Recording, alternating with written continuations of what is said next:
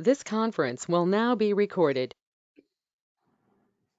So last time in the class, we were seeing Arjuna asked this question to Krishna about the symptoms of a devotee of the Lord.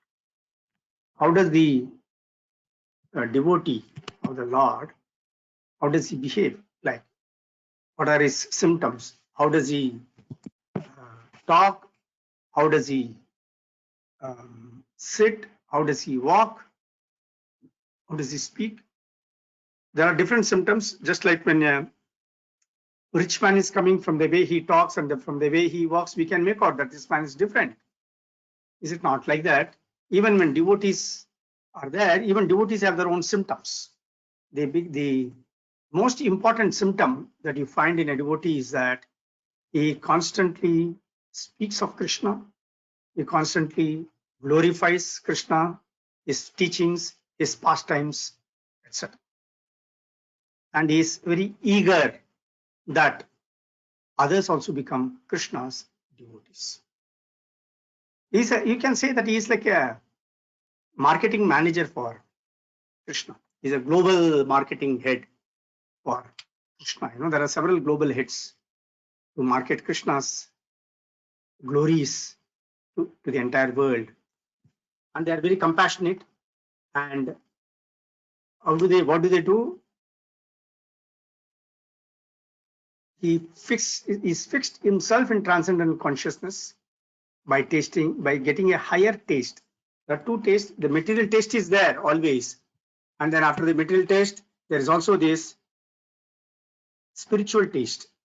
He has gone through that spiritual taste. He knows what is spiritual taste. He has experienced the transcendental pleasure of engaging himself in Krishna consciousness, as a result of which he is able to talk to others also about the higher taste.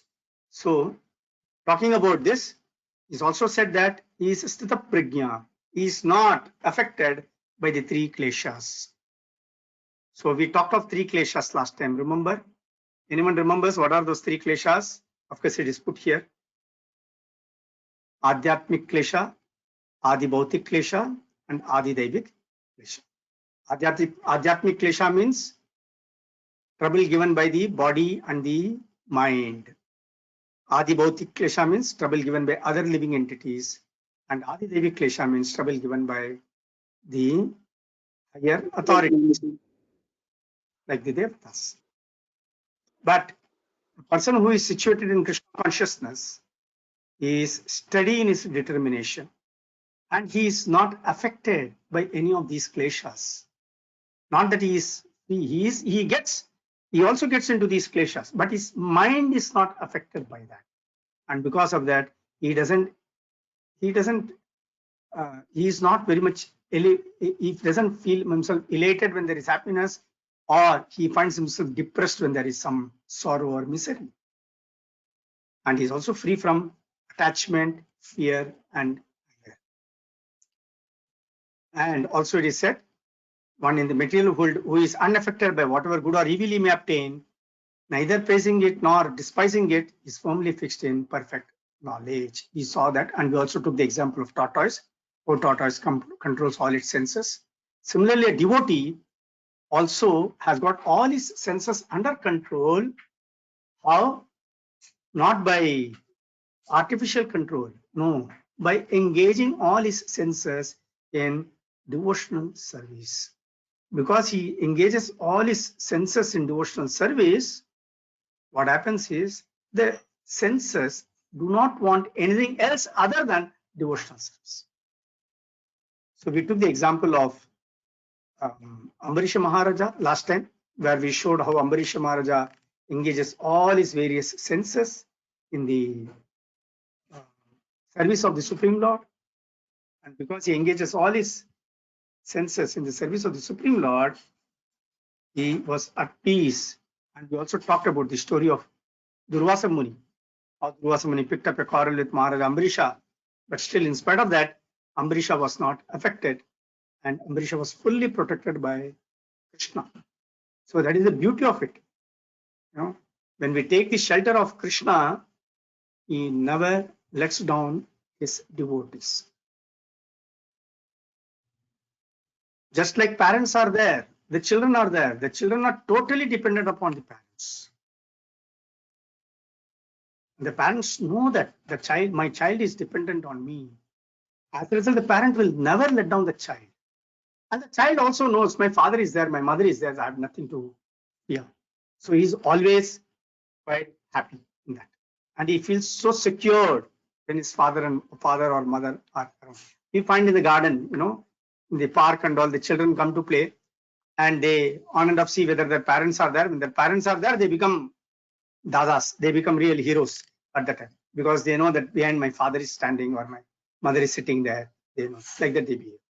And so how does it? So today, last time we saw, it was being said that one who restrains his senses, keeping them under full control, and fixes his consciousness upon me is known as a man of steady intelligence. So as we saw that last time, the senses cannot be really controlled, but the senses can be regulated in Krishna's service. And it is very essential to regulate it in Krishna's service, because the senses by themselves, all these indriyas are so powerful, really. Each one is a powerful general. Not only each sense is a powerful general, but they are all reporting to a boss who is superior, who is extremely powerful. And their boss, or the big man, is the mind. The mind, we cannot control our mind at all. The mind will always be moving up and down. It has got so many things, so many activities it does. And the mind is something like that. The senses are also like that. As a result, everything put together, manashashtani indriyani prakritastani karshati. Krishna says in Bhagavad Gita later on that the indriyas, manashashtani indriyani, he says, the 5 senses plus the mind, all the 6 put together are troubling the man in this material world. With these 6 senses, the man is really struggling in this material world. That's what Krishna says. So now, saying that today we are into this about the senses and other things, what he's talking of. Text 62 we are on. If you have got the book, please open the book and we'll go through that and we'll see. Text 62. Dhyayato vishayan pumsaha sangasteshu upajayate sangat sanjayate kamaha kamat krodho vijayate. 63. Krodhat bhavati sammohaha sammohat smriti vibhrama smriti bhramshat buddhinasho buddhinashat pranashyati. So text 62 translation. While contemplating the objects of the senses, a person develops attachment for them, and from such attachment, lust develops, and from lust, anger arises. Purport by Srila Prabhupada, Jai Srila Prabhupada. One who is not Krishna conscious is subjected to material desires while contemplating the objects of the senses. The senses require real engagements, and if they are not engaged in the transcendental loving service of the Lord, they will certainly seek engagement in the service of materialism. In the material world, everyone, including Lord Shiva and Lord Brahma, to say nothing of other demigods in the heavenly planets, is subjected to the influence of sense objects. And the only method to get out of this puzzle of material existence is to become Krishna conscious. Lord Shiva was deep in meditation, but when Parvati agitated him for sense pleasure, he agreed to the proposal, and as a result, Kartikeya was born. When Haridasa Thakura was a young devotee of the Lord, he was similarly allured by the incarnation of Maya Devi. But Haridasa easily passed the test because of his unalloyed devotion to Lord Krishna. As illustrated in the above mentioned verse of Sri Yamunacharya, a sincere devotee of the Lord shuns all material sense enjoyment due to his higher taste for spiritual enjoyment in the association of the Lord. That is the secret of success. One who is not therefore in Krishna consciousness, however powerful he may be in controlling the senses by artificial repression, is sure ultimately to fail, for the slightest thought of sense pleasure will agitate him to gratify his sense desires. I'll continue with 63rd verse also. From anger, complete delusion arises, and from delusion, bewilderment of memory. And memory is bewildered, intelligence is lost, and when intelligence is lost, one falls down again into the material pool. So, purport, by development of Krishna consciousness, one can know that everything has its use in the service of the Lord. Those who are without knowledge of Krishna consciousness artificially try to avoid material objects, and as a result, although they desire liberation from material bondage, they do not attain the perfect stage of renunciation. Their so-called renunciation is called falgu or less important. On the other hand, a person in Krishna consciousness knows how to use everything in the service of the Lord. Therefore, he does not become a victim of material consciousness. For example, for an impersonalist, the Lord or absolute, for an impersonalist, the Lord or the absolute being impersonal cannot eat.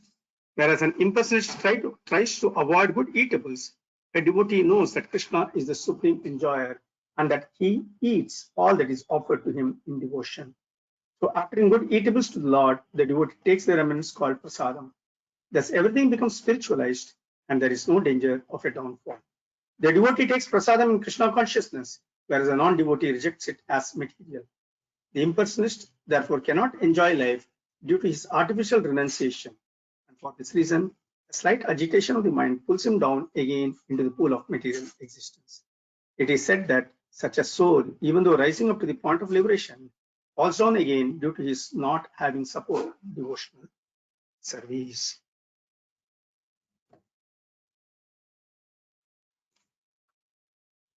So we all seen how the desires are there for everyone. Now the desires is very much closely linked with the senses. All the senses have got different desires. The tongue has got its desire. It wants to talk. It wants to eat. Of course, tongue can perform only those two functions. The eyes wants to see all good things, something which it can really enjoy. The ears want to hear a lot of good things. But in the material world, we also hear a lot of gossip. We also hear bad things. Similarly, eyes can see good things, but in the material world, the eyes can also see bad things. Because everything comes before it, and obviously it sees. The tongue can chant the holy name of the Lord, or it can simply keep gossip, or abusing somebody else, or talking ill of somebody else. It can do that also. Tongue has got that function, has that ability. The stomach has got its own demands. The genitals have got its own demands. The hands want to do so many things. So now all these various things are there. Now, how does everything start with? Everything starts with contemplating the objects of the senses. Now we read in the newspaper, right, so many things that somebody got knifed, somebody got killed, one boy knifed a girl, they threw acid on some girl. All these things we read, all bad things we read in the newspaper. But what happens is when a boy, he gets infatuated, he sees a girl, he gets infatuated with her. What does he start doing afterwards? Whether the boy or a girl, let's put somebody got attached to when they are seeing person of the opposite sex, opposite gender, they start thinking about that person. The person is running in their mind. The person just comes before them like a picture. He comes and goes, or she comes and goes. By this, what is happening gradually? The attachment for that person is developing in the heart. And gradually that attachment turns into a lust. Now this attachment, what is being developed for the other person, it may be with the knowledge of the other person or without knowledge of the other person. It can also be one way. It can also happen. And in the process, what happens is when that lust is developed, and from that lust, what happens? And if he doesn't get that person, if he's not able to get the person of the opposite gender, then the anger arises. Because he's extremely angry, he wants it somehow or the other, and he's not getting it, so he becomes so angry. I've just taken in connection with opposite gender person, but it could be with any material objects also.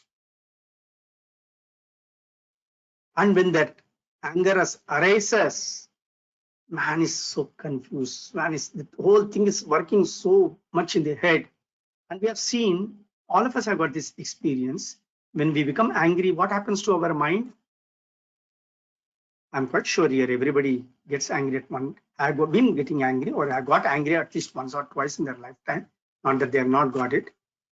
They have never become angry. So we know when we become angry, the whole body is agitated for us. Is it not? The entire body, everything is agitated. And that time, we are totally bewildered. We do not know what is right, what is wrong. In anger, we also speak so many things which we do not know whether it is right or wrong. Later on, we regret also.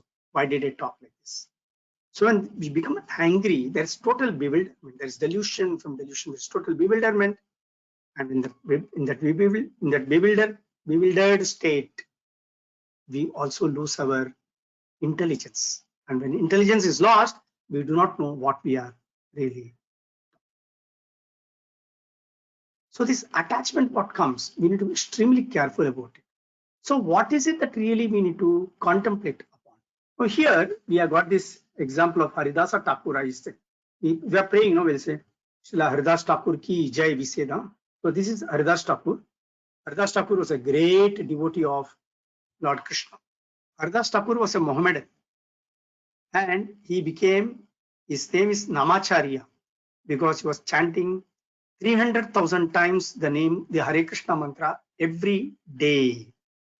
300,000 times he was chanting Hare Krishna mantra every day. Just sit before the Tulsi Devi and keep chanting. This is what he used to do every day.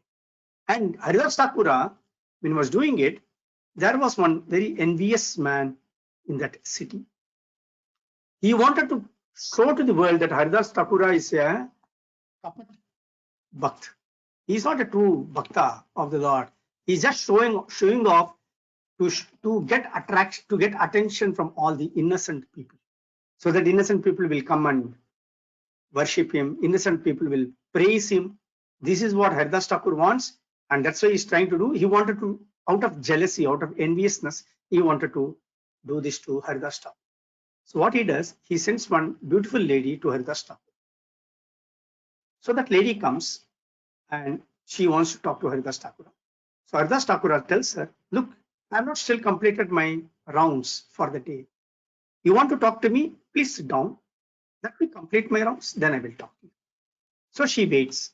Haridas Thakur is going on chanting. This lady has come in the evening after Sandhi time. He goes on chanting. His rounds are not getting over. She's asking him, when will you stop? When will you talk to me? He says, please give me some time. Let me complete my rounds, then I will talk. So he goes on chanting. By the time it becomes very late at night and she falls asleep, she goes to sleep. Next day morning, she gets up and she finds that Haridas Thakur has already got up early in the morning and he started chanting his rounds. Then she tells him, I will come today evening. Tonight I will come. He says, all right, no problem, come. So again that night she comes and she finds Haridas Thakur is chanting. So she asks him, have you finished your chanting? Can we talk? So he says, please wait for some time. I still to finish my rounds. So he keeps on chanting. The night she again becomes tired. She falls asleep. Next day early morning, she gets up, finds again Haridas Thakur has already got up before her and he's still chanting. And he's chanting. That evening she comes again. Now, after hearing him chanting for 2 days, her mind has also gone for a transformation. So what she does, she also sits with him and she also chants along with Haridas Thakur, Hare Krishna, Krishna Krishna, Hare Hare, Hare Rama, Rama Rama, Hare Hare. She goes on chanting with Haridas Thakur. After some time, what happens? She becomes so much of devotee that the man who had sent her to distract Haridas Thakur from his chanting activities and becomes so furious. So he comes there with a knife to kill this lady. When he comes there to kill the lady with a knife, that time Tulsi Devi comes out, takes a rupa, she comes out and kills that man. Because by that time, that lady had already become a devotee of Krishna. And she was worshipping, sitting before Tulsi Devi. And she had accepted Haridas Thakur as her spiritual master, as her guru. So that shows the power of chanting the holy name of the Lord. when we chant the holy name of the Lord, the purity from where it comes, we never know. It starts cleansing us from within. And when the purity increases, what happens is our attraction for Krishna also increases. Purity is a force. You have to understand. Purity is the force. With purity, one can attract. Sorry, Krishna is. We are all getting attracted to Krishna because Krishna is very, very pure. We all get attracted to the great devotees of the Lord because the devotees of the Lord are very, very pure. So that purity is a force. Purity has got the ability to attract the others towards. So she does that, and what happens is that lady also becomes a great devotee of the Lord. Now, there's also one more thing here. Prabhupada has talked about how in the purport, how everything is, how all the senses are put in the service of Krishna. Now, like the people who are believing in these yogis and others who want to artificially control their mind, like Vishwamitra we saw, that process is available. That is also explained in Bhagavad Gita, yoga process, how it has to be done. When we come to the chapter, we'll know how it is like. In that process, what happens is everything is kept under control. That is there. But in Kali Yuga, that is not advised. Because you see, Kali Yuga, now all of us are in Kali Yuga. Now I'm talking. Are you able to hear me? Are you able to focus on what I'm talking and hear completely? Or your mind is also at the same time going here and there? That is a natural thing in Kali Yuga. So some people, when they are in the yogic process, they try to artificially control everything. They want to remain away from everything that is there in the material world, fearing that if they go near to that or they take something, they may get attracted to it and they may lose the power of that. But a devotee doesn't do like that. What a devotee does is he knows that whatever is there in the material world, that is also the creation of Krishna, and I can put it in Krishna's service. So the example of prasadam is being given here. Very good, attractive food materials, very palatable food materials are available in this world. We can make it. What we can do is we can offer it as bhoga to the spiritual Lord, to the Supreme Lord.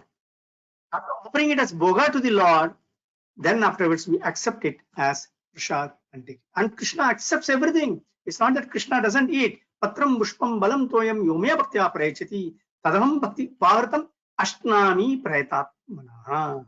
He says that. That means I eat. If you give me, I will eat. But then how you have to give?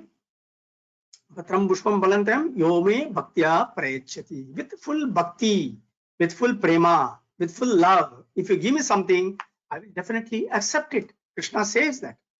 Now the qualification that is required is that love and affection with which we need to give to Krishna. Then Krishna definitely accepts it. I can give a good example of a child is there.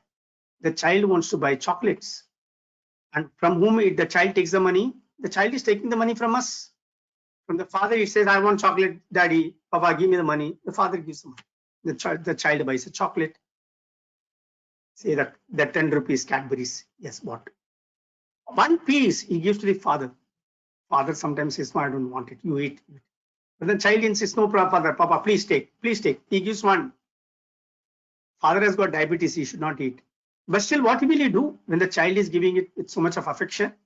The father will eat the chocolate in order to satisfy the child. He will eat it. Not that he wants it, but he eats because if he eats, the child will feel happy. So he takes it. He doesn't want to make the child unhappy by refusing it. Same way, Krishna, when we offer him anything, when we offer him bhoga, Krishna accepts that bhoga because we are giving it with love and affection. So we need to cultivate this habit of offering everything to Krishna. So this spiritual fall down, what is being given there, we start contemplating on the objects of the senses. Then afterwards, we develop attachment for them. When attachment is developed, it leads to lust.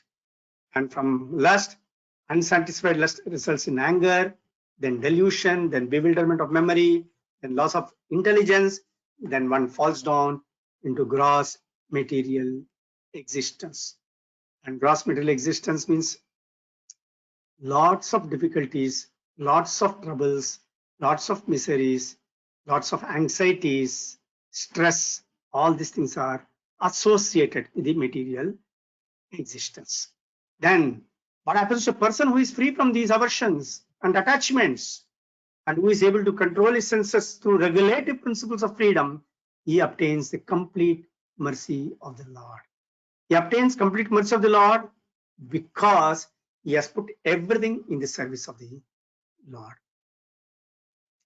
How does he put everything? He appears to be like any other ordinary person. He is also working in the company like a non-devotee.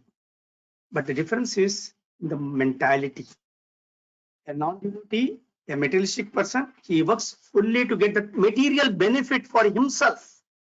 He says, I have to work hard. I have to accumulate money. I need money for this expense, that expense. I need so much of money. He wants to accumulate money.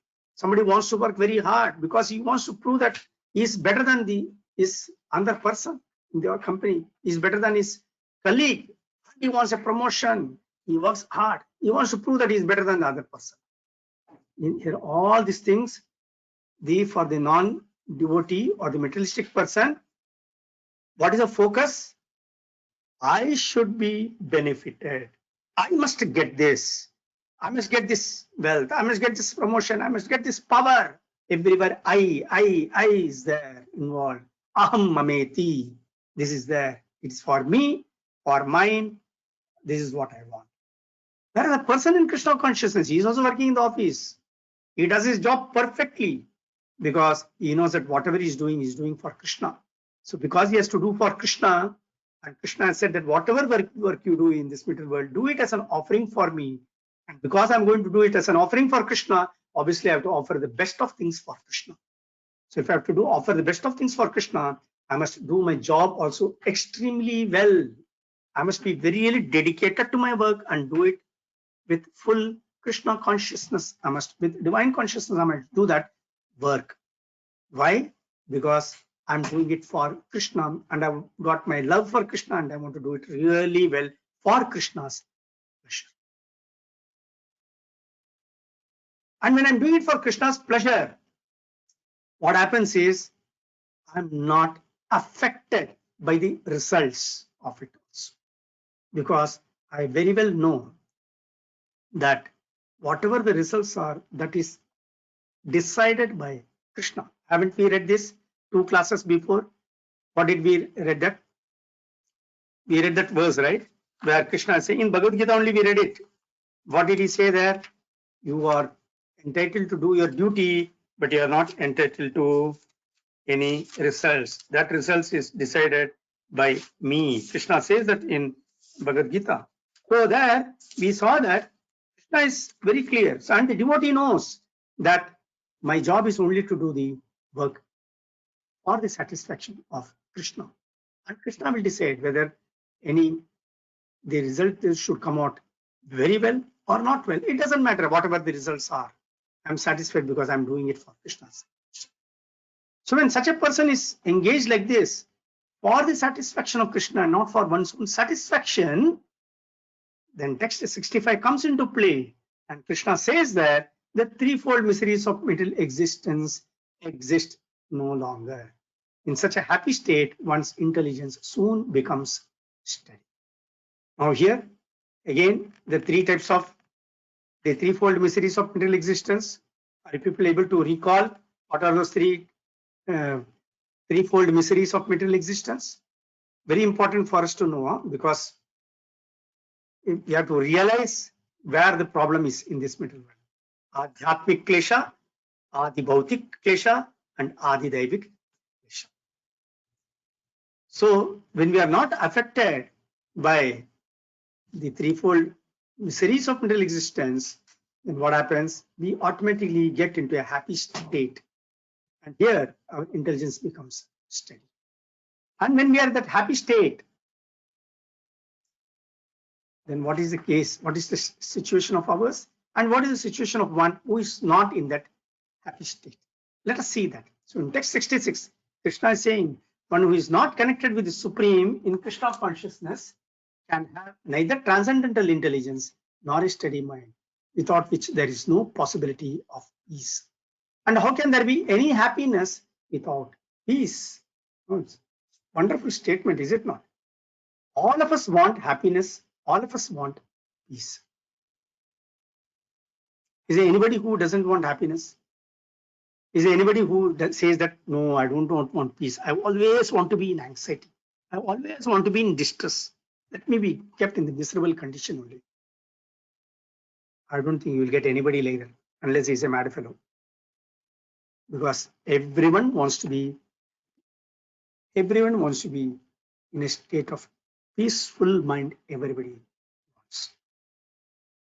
But what do we do in this material world in order to get that happiness, in order to get that peace of mind? We run after so many material things, thinking that all these material things will give me happiness. All these material things, if I have, my house is full of all the material gadgets and everything. Wow, I'll really be happy. I'll really be peaceful. But does it happen really? We have got all the opulences, if I've got all the Aishwaryas with me, all the material things I've got, if I become really rich man, I'll be really happy. If that is the case, then Japan, America, people there must be really extremely happy, right? Why are they committing suicides? In Japan, they have got a minister for taking care of the suicides and loneliness. Recently, the Prime Minister has appointed somebody, right, as Minister for Suicides, something like that. Because suicides, maximum suicides you find in Japan. Maximum amount of depression and ailments related to depression you find in Europe and America. Why is it so? Because they've got all the opulences, they've got all the riches one can think of. Why, in spite of that, people are committing suicides? Why people are getting into depression? These are the questions that we should ask. Simply because all these material things cannot give us that happiness. It cannot give us that peace of mind. Anything related with material activities, anything related with material things will bring only misery, not really happiness. But if we use all these material things, all the material activities in the service of Krishna, automatically that will bring us happiness. See how beautifully it is done. How Krishna is showing Arjuna how you can do everything. Krishna, he first said how you should do your duties. Then he explained how the desires and the mind, how it works. Then he explains now how you have to put everything in his service and how to bring happiness, how to depend upon Krishna totally. He's slowly teaching all these things. Krishna is actually talking only of two yogas here system. He's talking of Karma Yoga and Jnana Yoga. He's talking of. He's still not touched Bhakti Yoga. Slight touching. He's only just touching Bhakti Yoga here and there in the second chapter. But he's really focusing more on this Karma Yoga, Jnana Yoga, etc. He's talking here in this chapter. And so here he says, everything will be there. Everything material is there, available. We know that. We have to know how to put it in the service of Krishna. And somehow or the other, how are we getting ourselves connected with the Supreme? So that's why Krishna says in text 66, one who is not connected with the Supreme in Krishna consciousness can have neither transcendent intelligence nor a steady mind, without which there is no possibility of peace. When I'm using everything in the service of Krishna, I'm somehow or the other related with Krishna, and I know I'm doing it all for Krishna's pleasure, not for my pleasure. We realize here that we are just trustees. The devotees realize that I'm only a trustee in this world. Whatever I have belongs everything to Krishna, and I have to put it in the service of Krishna. Trustee, what does he do? Trustee gets everything. He holds it on trust on behalf of somebody else. He doesn't become an owner of the items what he holds, but he puts it in the service of the person for whom he is a trustee. For the beneficiary, he is using it. Similarly, the devotees realize whatever is there in this world, everything belongs to Krishna, and I have to put it only in the service of Krishna. When he realizes it, he doesn't get attached to anything material. But when he is not thinking like that, who starts thinking that everything belongs to me, this is mine, that is mine, I've put in my effort. It's out of my effort I've got this. So I should rightfully it belong to me. When he starts all such thoughts come into the mind, unhappiness also comes along with it. Fear factor also comes along with that. But I'm scared of losing anything, and I don't want to lose anything, and I'm scared others may snatch it and take it away from me. All these difficulties, all this fear is also there in my mind. When there is a fear, how can you be happy? Is it not? I'm scared of something, I cannot really be at peace. So that's why Krishna says he cannot have neither transcendental intelligence nor a steady mind, without which there is no possibility of peace. Now, this is the biggest problem people are facing in this world. People are not having peace of mind because everything they are seeing only in relation with themselves. Oh, mine, my extended bodies, my children, my wife, my husband, my brothers, my sisters. This is how we all see in this world. When we see like this, automatically there is no peace of mind. And people around are also waiting to see, oh, he has got it, let me take it, let me see how to take it from him. That is also there. Is it not? But when there is no peace of mind, can someone be happy at that time without peace of mind? Impossible. So here we have got in this picture what we have got here, we can see people are trying to engage in so many material activities. You see, this man has got a child. You see his head, see his face. He's so much stressed out. The child is crying, making so many demands. The man doesn't know how to manage also. He's having. Here you have got the husband and wife fighting. That also you have got. Then you have got this. Karma has overtaken these people. Then the young people, sportsmen, and they are playing. They are getting into so much of fights, arguments. Then you have got a child here sitting, singing, listening to music, and he's not happy here also. Then someone is going to the restaurant to take some drinks and other things, hoping that he will get happiness out of it. But no, none of these material activities give happiness. Whereas in the spiritual world, you see everyone is so happy. Everyone is doing everything connected with Krishna. You see here, Yashoda Mata is playing with Krishna. So Yashoda is also happy. Here Krishna's friends, they are with Krishna. So they are also happy. Here all the gopis are with Krishna. They are all happy with Krishna. Then here somebody else doing some seva for Krishna. So anything connected with Krishna makes you feel happy. So that is the secret of happiness. That is the secret of peace. Bhuktaram miketapasam sarvaloka maheshwaram suhridam sarvabhutanam nyatva mam shantim gacchati. Krishna says in Bhagavad Gita, Bhuktaram miketapasam, whatever you are doing in this world, do it as an offering for me. Krishna says, Bhuktaram miketapasam. So if I'm going to do it as an offering for Krishna, obviously I want to make sure that it is done perfectly well in the office also. So when I'm doing my work also perfectly well in the office, the colleagues also say, अरे वो तो कृष्ण का भक्त है, तो काम करेगा तो सही ढंग से वो करेगा. You know, that way I'm also giving credit to Krishna. Others also talk very nicely. He's doing it. वो करता है तो सही ढंग से ही करेगा, वो गलत काम नहीं करेगा. Because he's Krishna Bhakta, he will do the right things. Because he knows if I do wrong thing, Krishna will get a bad name.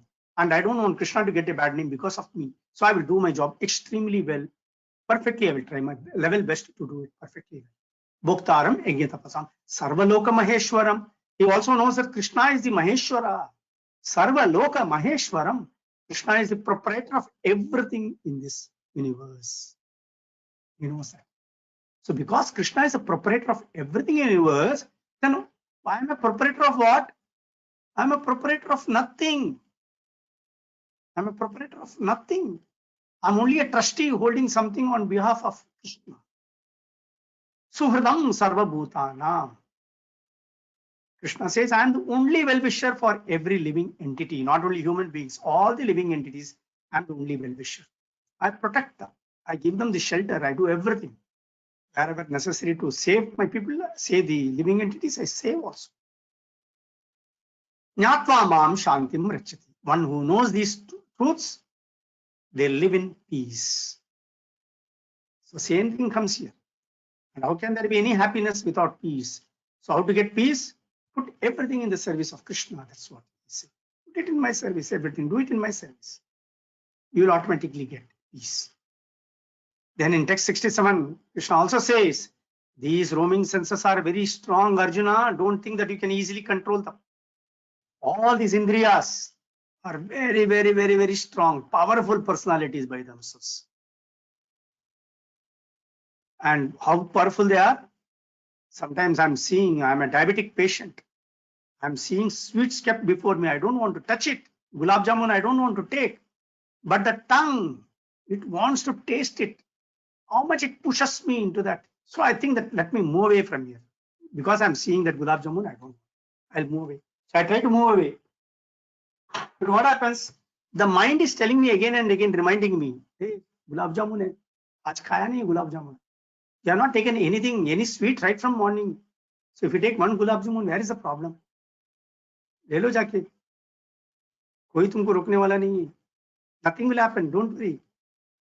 एक खाने से क्या होगा? Tomorrow you can take more medicines. Not a problem. एक injection ले लो, insulin ले लो, ठीक है. So the mind is pushing. The tongue is making so much of demand that the mind is supporting the tongue. And slowly the legs walk towards the place where gulab jamun is kept. And even before I realize, at that time my intelligence is telling me, don't touch it, don't touch it. If you touch it, you will get into trouble. You will eat. It is not good for you. The mind pacifies the intelligence. Arey Baba, don't worry. Kuch nahi ho jayega. And before anything can be done, anything is known, the hand has already picked it up and it has already gone into the mouth. All happens in split seconds, you know. In split seconds, we take a decision of acceptance and rejections. We do that. Split seconds, you know. Only accepted, rejected, accepted, rejected. The mind is doing this job only always. And it has taken it and it has done that. So it's very essential we learn how we use our senses in the service of the Lord. Text 68 is being said. And how when we put everything, our senses in the service of the Lord, automatically the senses are restrained from the objects for personal enjoyment. And such a man becomes steady in intelligence. And how do we learn it? We learn the art of restraining our senses only from a guru. That's why guru's importance, guru's guidance is very much essential for us to progress in our spiritual consciousness. And in 69, Krishna is explaining a verse which is complicated for many people. People really don't, many times they don't understand, but it's not that difficult, very easy to understand. What is night for all living beings is the time of awakening for the self-control, and the time of awakening for all beings is night for the introspective sage. एकदम googly है इसमें तो. So the purport Krishna is Prabhupada is explaining how there are two classes of intelligent men. One who is very intelligent in material activities. He wants to have all sorts of sense pleasures. He knows how to utilize all the material activities for his sense pleasure. And the other one is quite intelligent in spiritual activities. He knows how to awake, how to cultivate that self-realization. So the person who is on the transcendental platform or who is getting into this line, when that man who is getting into the transcendental activities and who is doing this Krishna consciousness, when a common man, when a person who is totally materialistic, he sees a person who is in Krishna consciousness, he thinks that this man is wasting his time. Hey, Krishna, Krishna, bolke he is wasting his time without doing things for the material benefits. He thinks like that. But Krishna explains, people who look at it like this, who look at this transcendental people or who are in Krishna consciousness as wasting their time, they're actually ignorant. And nighttime, ignorance is connected with darkness, and nighttime is darkness. So night is dark, dark is compared to ignorance, and that's why people who are ignorant, is said that it is night for them due to their ignorance of self-realization. But the person in Krishna consciousness is aware of all these things and is doing that introspection from inside, how to progress in spiritual realization. The The person in Krishna consciousness is getting the transcendental pressure because he's gradually advancing in spirituality. Whereas the man in materialistic activities and materialism, it's not that he's enjoying all the material activities. He's not enjoying that he's getting all the material things that he wants for sense pleasure. But most of the time, he's only dreaming of getting various material pleasure. Most of the time he's in the dreaming stage where he's planning, I will do like this, I will do that, I will get this pleasure, I will do that, I can do this, I will get this, I can become so and so. Most of the time he's spending only in dreaming of how to become such a big man, or how to become a wealthy man, or how to become a powerful person, how to enjoy this, how to enjoy that, all these things. So what happens? He has got this cycle of happiness and distress going on in his life. So how do we get out of this? The best thing or the right step we have to do is start the process of chanting the holy name of God. We can't do most of these things artificially. We have to understand that. If we want real happiness in this material world, if we want real peace of mind, there is a process to be followed. We should know that. And we must try to follow that process. And that process begins with chanting the holy name of the Lord.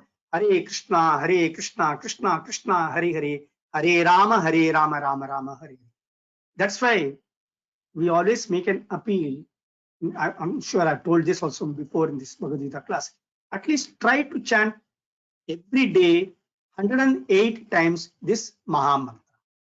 Hare Krishna, Krishna Krishna, Hare Hare, Hare Ram, Ram Ram, Hare. As we keep on chanting this holy name, it gradually cleanses our heart. It not only cleanses our heart, it also starts slowly developing that attraction for Krishna. And with that, we find that there's a gradual change in our approach to life, in our approach to spirituality. Everything gradually changes, and we can enjoy that happiness and pleasure for which we are always running. Now, how are these desires? They simply come like the rivers flowing into the ocean. So we have seen the ocean, rivers from everywhere flow. And what happens to the ocean? The ocean overflows because of that? No, the ocean takes everything, all the rivers it takes, but the ocean never overflows. Similarly, a person, everybody, including a person in Krishna consciousness, there is incessant flow of desires. Like we saw in the previous class, desires cannot be controlled, but we can always desire whether we want to do material activities or we want to desire, or we can desire whether we want to do spiritual activities. When I want to do material activities, I lose my peace of mind. But when I want to do spiritual activities, I get happiness and peace. So the desire is bound to be there. The desires will always flow. We have to know that desires cannot be controlled. Desires will always be there, but I have a choice of choosing whether I want material desires or I want spiritual desires. So the desires will flow, and when the desires flow, my desires, for a Krishna conscious person, his desires are, how can I do things for the pleasure of Krishna? How can I improve my devotional service? And for a materialistic person, his desire is, how can I do things to satisfy myself? How can I do things to take care of myself and my extended family members, extended bodies? That's what it is. But so that is always there. But a person Krishna conscious is not disturbed by this flow of desires. And then he says, text 71, a person who has given up all desires for sense gratification. What is that? Text 71. A person who has given up all desires for sense gratification, who lives free from desires, who has given up all sense of proprietorship and is devoid of false ego, he alone can attain real peace. A person who has given up all desire for sense gratification, who lives free from desires. So what is the desire of a person who is in Krishna consciousness? His desire is to satisfy Krishna only. So when your desire is to satisfy Krishna, is as good as you have become desireless. Desireless of what? Of material activities, of material sense gratification. You are not desirous of getting yourself satisfied. but you are desirous of satisfying Krishna. So satisfying Krishna is as good as becoming desireless, because I am not desiring anything for my sense gratification. Who lives free from such desires, who has given up all sense of proprietorship, like explained, all of us are only trustees in this world. So we should not have this sense of proprietorship. Sense of proprietorship brings miseries. The banks are there. The cashier is sitting in the bank. He counts lakhs and lakhs of rupees, crores of rupees he counts, right? Suddenly he starts getting the feeling, oh, I'm counting so much of money. Everybody is giving me the money. This money belongs to me. So I will take it home. What will happen to the cashier then? He'll be put behind bars. Just this thought itself will bring misery for him. Is it not? Because daily, day in and out, he's only seeing cash, he's counting cash, putting into the counting machine, he's taking it out. But then that brings misery. Similarly, here you see, when we say desirelessness, we should also understand, when we are talking of sense gratification, we have to understand sense gratification could be wanting something for my sense gratification, or not want to do something for my sense gratification. So here Arjuna did not want to fight because of sense gratification. He did not want to fight because he thought all are my relatives. So why should I kill them? So that is something he doesn't want to do to satisfy himself. But majority of the people want to get something for their own satisfaction. But when we become Krishna conscious, then we will do everything for Krishna's pleasure, not for our own pleasure. Like Arjuna, when he became fully Krishna conscious, he agreed to fight for Krishna's pleasure. For himself, he had no desire to fight, but for Krishna, the same Arjuna fought to his best of ability. And in the text 72, last one, Krishna concludes by saying, that is the way of the spiritual and godly life, after attaining which a man is not bewildered. If one is thus situated, even at the hour of death, one can enter into the kingdom of God. So to attain Krishna consciousness is not a very difficult thing. The minute I realize, the minute I understand, at once in 1 second I can become Krishna conscious. I don't have to put a lot of effort. I'm putting a lot of effort because I'm so much attracted by the material activities, material things. But when I realize and I start regulating all my senses in Krishna's pleasure, in Krishna's happiness, for Krishna's happiness, automatically everything becomes Krishna conscious. The whole body becomes Krishna conscious. Now there was a king called Katvanga. He was a great warrior. There is always a fight between Devatas and Asuras. So once the Devatas wanted some help from this Katvanga Maharaja and said that please fight on our behalf against these Asuras. They are troubling us. Katvanga Maharaja said, all right, I will fight. And he fought. Thousands of years the war took place and Katvanga Maharaja was victorious. So Devas wanted to give him some boon, some Vardhan they wanted to give. So asked Katvanga Maharaj, what Vardhan do you want? You please tell us, we'll give you. So Katvanga Maharaj said, I want to know how long I'm going to live. So Katvanga, the Devata said, you are going to live only for 1 minute more. Katvanga Maharaj, what did he do? He immediately gave up all his activities, surrendered his kingdom to his son, everything, and immediately sat down meditating on Krishna, fully surrendered to Krishna. By fully surrendering to Krishna, what happened? When he left his body, he went to Krishna Loka. So, if one can become Krishna conscious before leaving this body, one can attain Krishna. All of us are going to leave the body, we know that.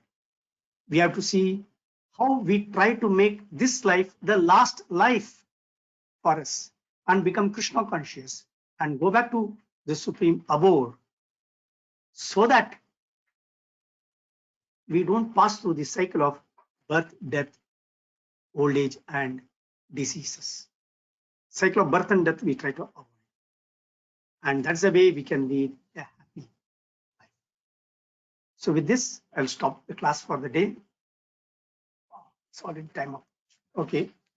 So everybody has got any questions? You can unmute yourself and ask the question, please.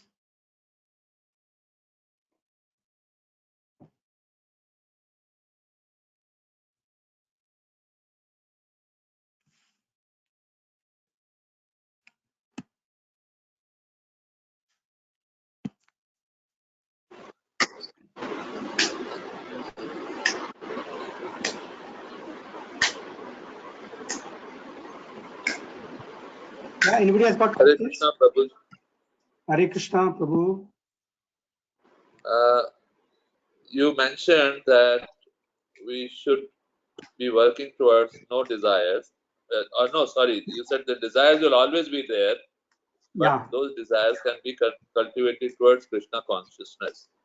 yeah, Now, that's a statement easily said, but how does one practice? In practice, how does one achieve it? yeah. No, it is not easily said. It is also practical. So, really, like, I'll tell you how it can be done. Good question you have asked. It is good for everybody. Now, let's take the one sense tongue I got. Now, what am I doing with my tongue? I can always see. Using my tongue to talk, tongue has got only two functions, right? Either to talk or to eat. I can use my tongue to chant the holy name of the Lord. Initially, I cannot chant all the 24 hours. Even otherwise, also, I cannot chant all the 24 hours Krishna's name.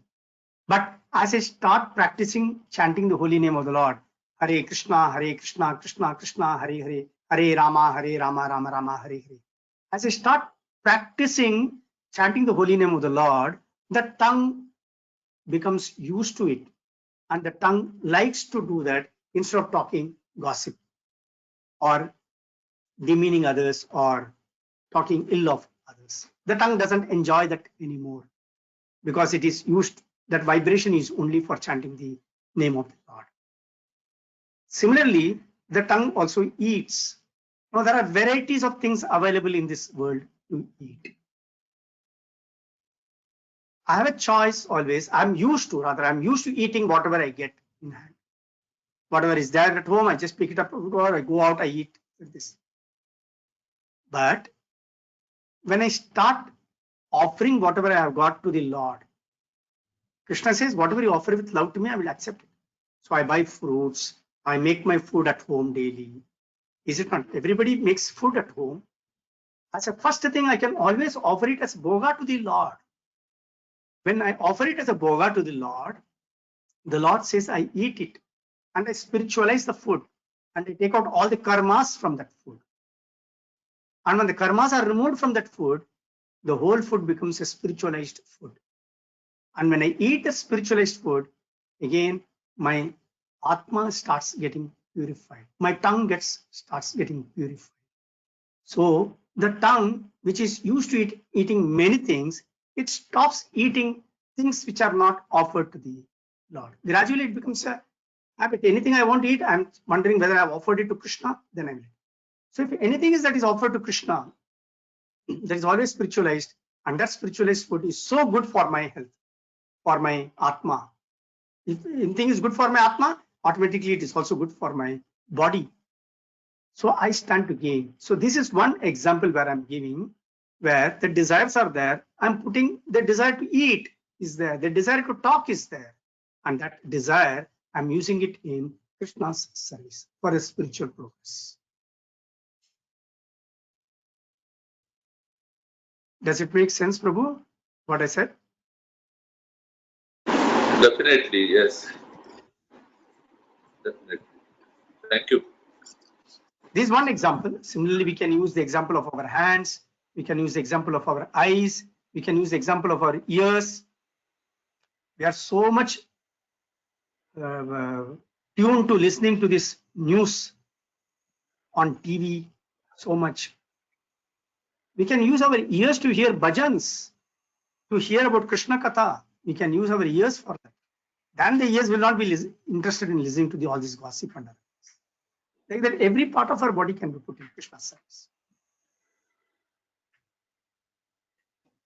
Yeah, any other question? Yeah, Hare Krishna, Prabhuji. Hare Krishna, Mataji. Yeah, this is about Krishna consciousness only chanting where one can achieve. But my question is that, like, very few people, maybe in 1 billion or many after birth and birth, hardly one can achieve this Krishna consciousness in actual.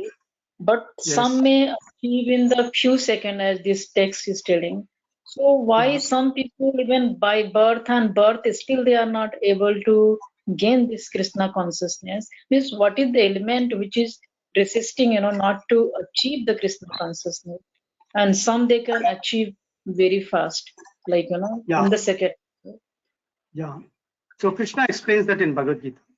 He says, Bahunam Janmanam Ante Jnanavan Mam Prapadyate Vasudeva Sarvamiti Samahatma Sadurlabha. Krishna says that. He says, after many, many births, Bahunam Janmanam Ante. After many, many births only, Jnanavan Mam Prapadyate. One gets this knowledge. What is that knowledge? Vasudeva Sarvamiti Samahatma Sadurlabha. Vasudeva is everything. This knowledge one gets only after many, many births. It doesn't come immediately. Why it doesn't get immediately? Because of our strong attachment to material things. People hear that I have to do my Krishna consciousness, it is good for me, but then the desire to do material activities, all those things are very, very strong. That's why Krishna in this chapter, if you go to the previous verses where we saw this, where Krishna is explaining that the senses are too strong. He was explaining, right? I'll take you to that verse. He Okay. says, text 67, as a strong wind sweeps away a boat on the water, even one of the roaming senses on which the mind focuses can carry away a man's intelligence. So when the senses are not put in the service of Krishna, but the senses are put in the service of sense gratification, then obviously we have no control over such senses. The sense always has got a choice. Yeah, To I either do agree. Yeah. Is it even for that the Lord Krishna is also responsible? Why some people after many attempts they don't get Krishna consciousness, and some they get very easily. So is it the beyond our senses Lord role is definitely there? Yes, Lord's role is also there. That's I'm just explaining that. So the sense of attraction, everything is taken away. But the Lord's soul, how does it come? The Lord also sees how sincere we are in our attempts to become Krishna conscious. So without Lord's grace, without Lord's mercy, it is not possible for us to become His devotees also. So what we have to understand is here, 99.9% is our effort, and that 0.1% is the Supreme Lord's grace.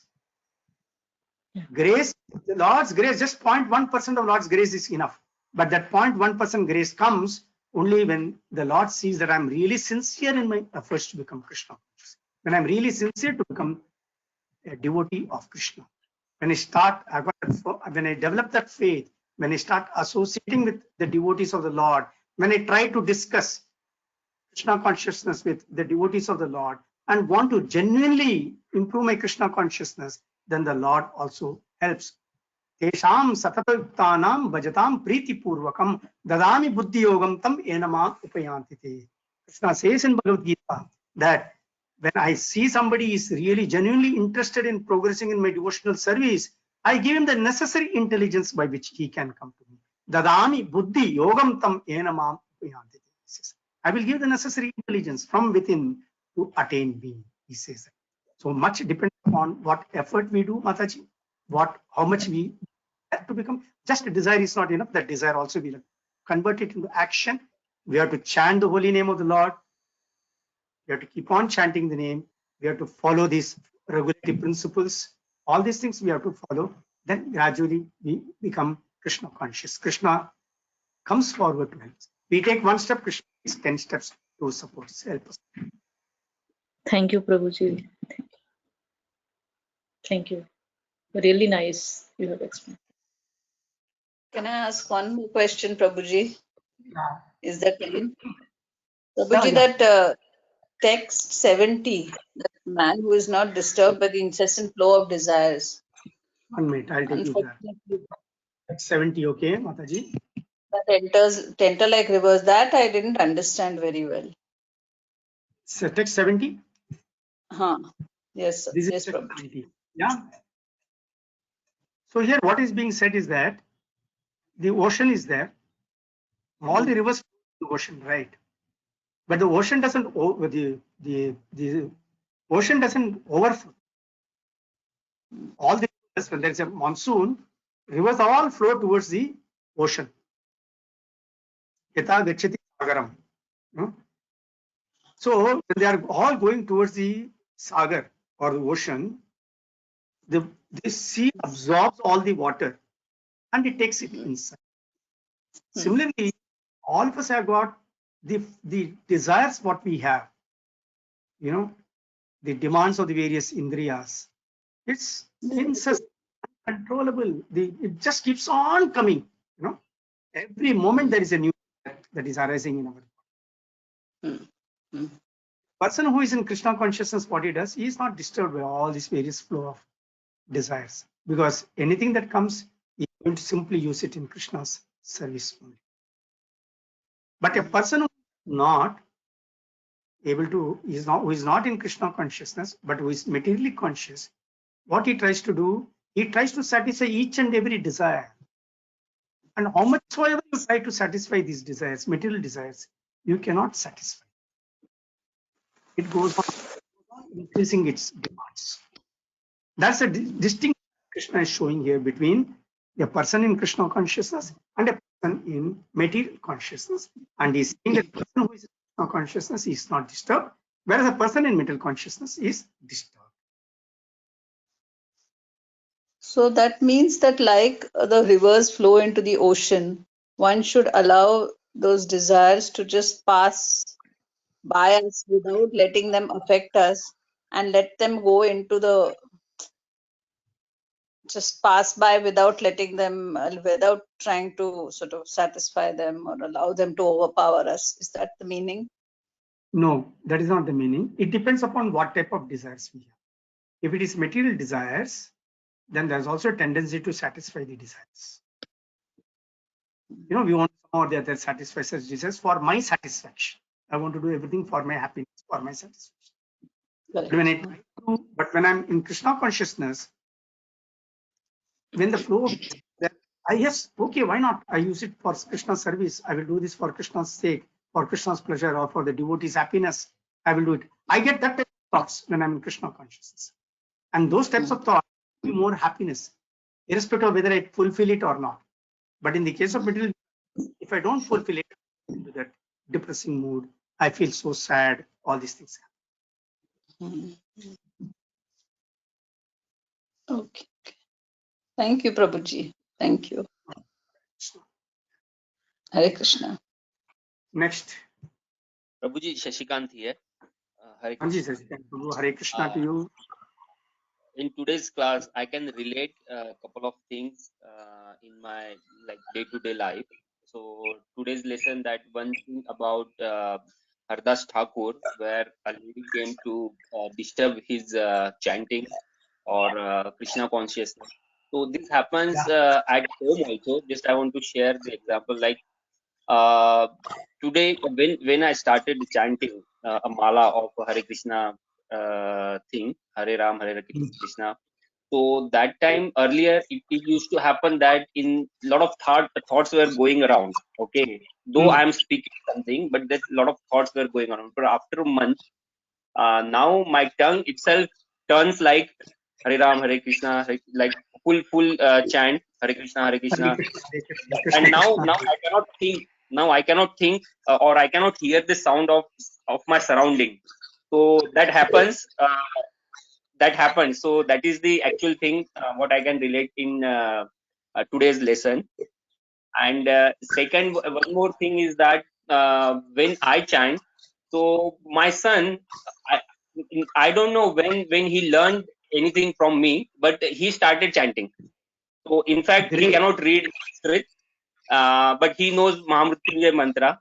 He knows Krishna mantra. So he started speaking every day in the morning. So that's the thing that means like without saying anything, but the desire came into his body, and he started speaking this mantra every day in the morning. Great. Now you have answered so many questions here. First, Balraj Katyal Prabhu asked, how can we put it in the?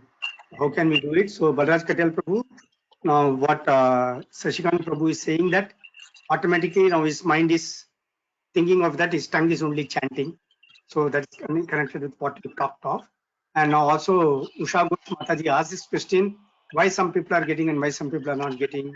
and all these things. Now here you see Mataji here. This is a classic case where the child is there. Child doesn't know how to read or write, but the child has been simply hearing, and he has also become started chanting. And the children chant really pure. When they chant, it is pure chanting actually. They don't have anything else in their mind. And when you tell them that Krishna is supreme, they immediately accept, because parents are the natural leaders of the children. And because parents are the natural leaders, whatever the parents say, whatever the parents do, that's what the children also do. So you are setting a wonderful example, Prabhu, for your children, for your child, and quite sure your child will also become Krishna conscious. Yes. Thank you Yes. for sharing your realization, Prabhu. I'm quite sure others also have such realizations. Thank you, Shashikant Prabhu, for this. Thank you. Thank you. Hare Krishna.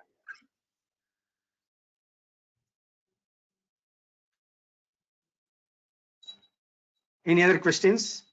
Last question we'll take now for the day, if I got one.